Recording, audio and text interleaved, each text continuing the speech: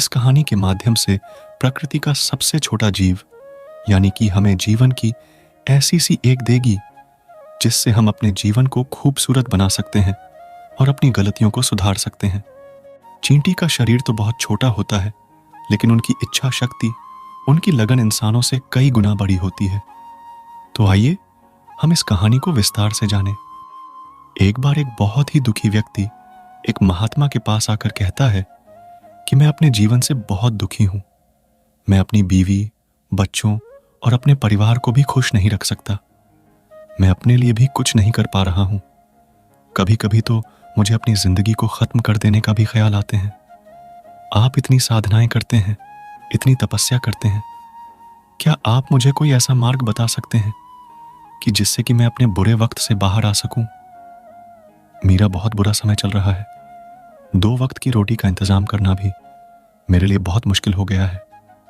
अब आप ही बताइए कि ऐसे वक्त में जिंदा रहूं तो कैसे रहूं? कैसे अपने परिवार को खुश रखूं? कृपया करके कोई साधारण सा तरीका बताने की अनुकंपा करें ताकि मैं आसानी से समझ सकूं, क्योंकि मैं बहुत पढ़ा लिखा नहीं हूं। अगर आप डी बड़ी ज्ञान की बात ही करेंगे तो शायद मैं कभी समझ नहीं पाऊंगा। यह सुनकर के महात्मा ने मुस्कुराते हुए कहा कि तुम एक काम कर सकते हो क्या? मेरा?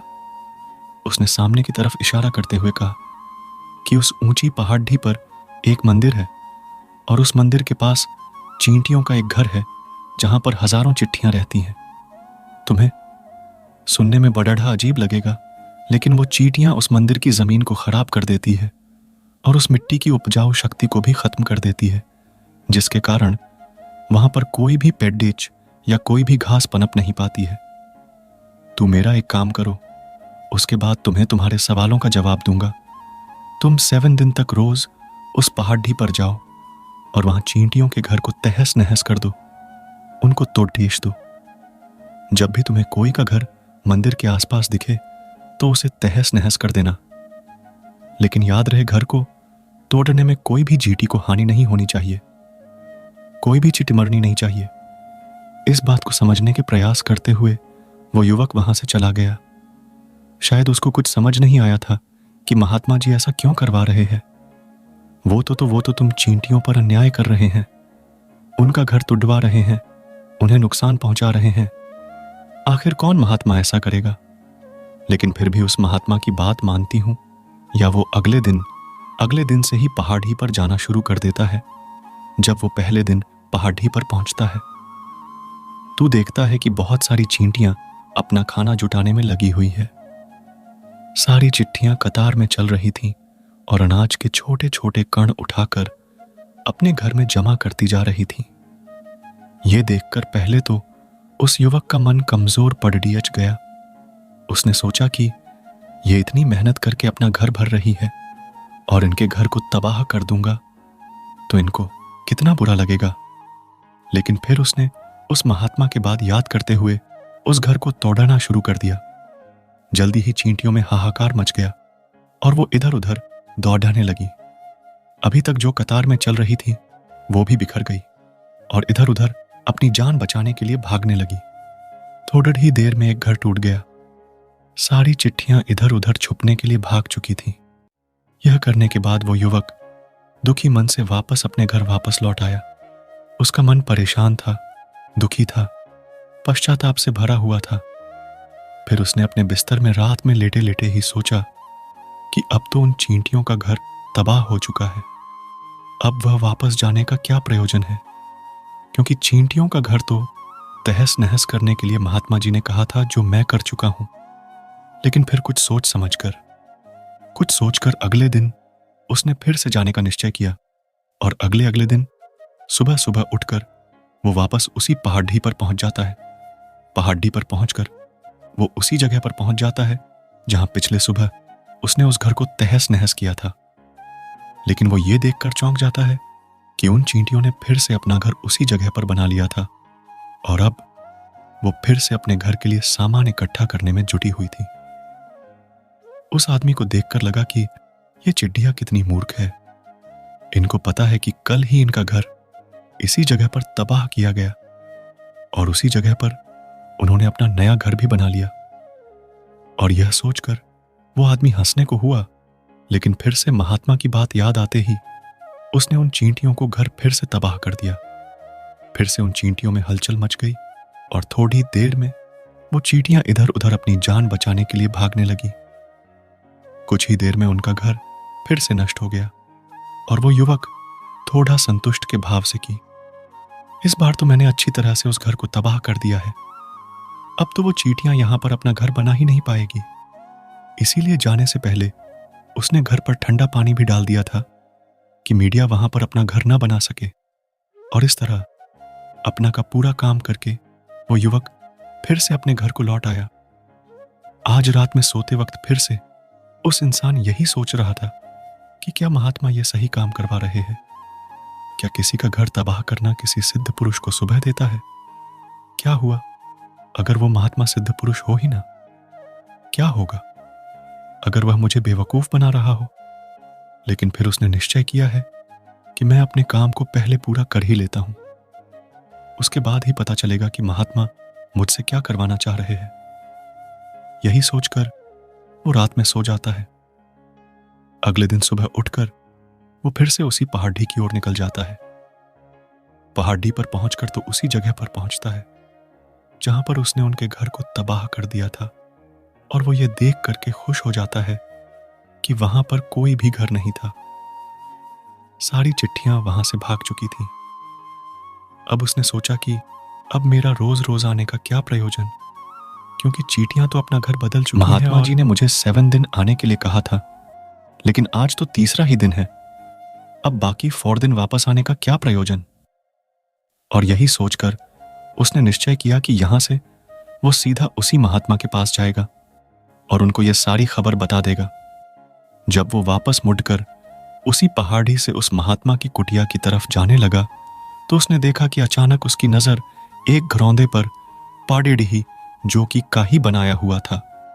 मतलब कि वो घरौंदा चींटियों ने ही बनाया था और अब वो चींटियां नए घर में वापसी कर चुकी थीं। यह नया घर उनके पुराने घर से थोड़ी ही दूरी पर था और अब वो चिड़िया नए घर में वापस आ गई।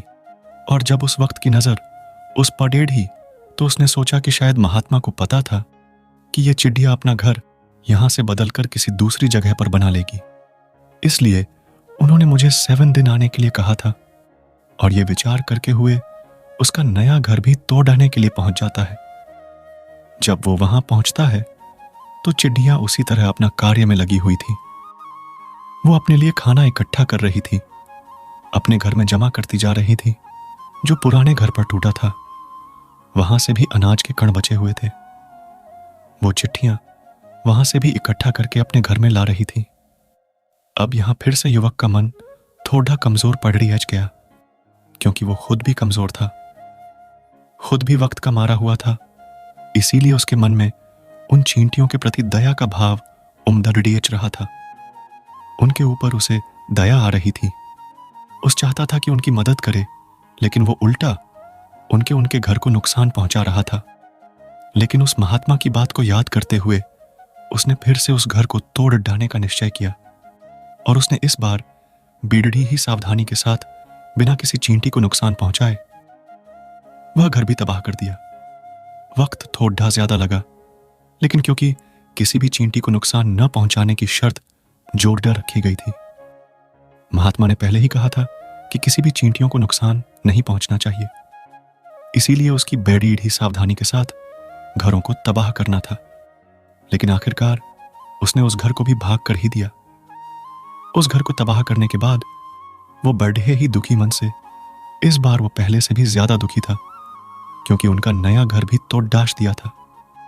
वो उन चींटियों को बसने ही नहीं दे रहा था और वो अब अपने आप को शैतान या दानव समझने लगा था। लेकिन फिर भी उस महात्मा की बात को मानते हुए वह अपने घर पर दुखी मन से वापस आ गया। रात में सोने से पहले एक बार उसने फिर से सोचा कि मैं कितना बड़ा शैतान हूं, कितना बड़ा दान हूं। पुराना घर तो छोड़ दो, मैं उन चींटियों को कहीं भी बसने के लिए कोई जगह ही नहीं दे रहा हूं। वो चींटियां मेरे बारे में क्या सोचती होगी, वो कितना होंगी, पर परमात्मा को जो मेरे द्वारा ये काम करवा रहे हैं। लेकिन फिर भी उसने अगले दिन जाने का निश्चय किया और अगले दिन सुबह वो फिर से वहां पर पहुंच गया। वो ये देखकर फिर से आश्चर्यचकित रह जाता है कि इस बार चींटियों ने एक और नई जगह पर अपना घर बना लिया था। वो पहले से भी ज्यादा ऊर्जा के साथ काम कर रही थी और उन्होंने एक रात में पहले से भी बेडढ़िया घर बना लिया था और अब वो फिर से अपना अनाज और खाना इकट्ठा करने में जुटी हुई थी। यह देखकर उस आदमी को लगा कि यह किसी मिट्टी की बनी हुई है।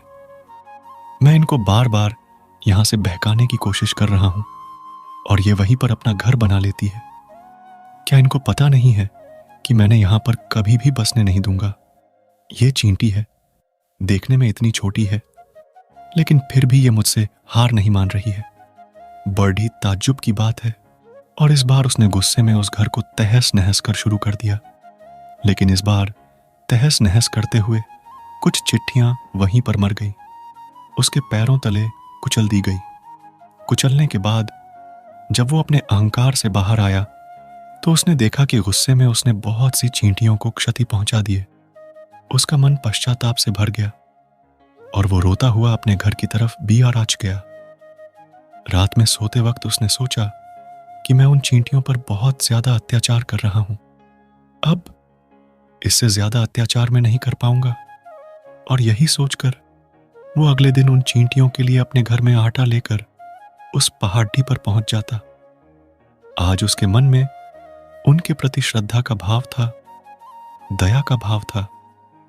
आज वो उनकी मदद करना चाहता था।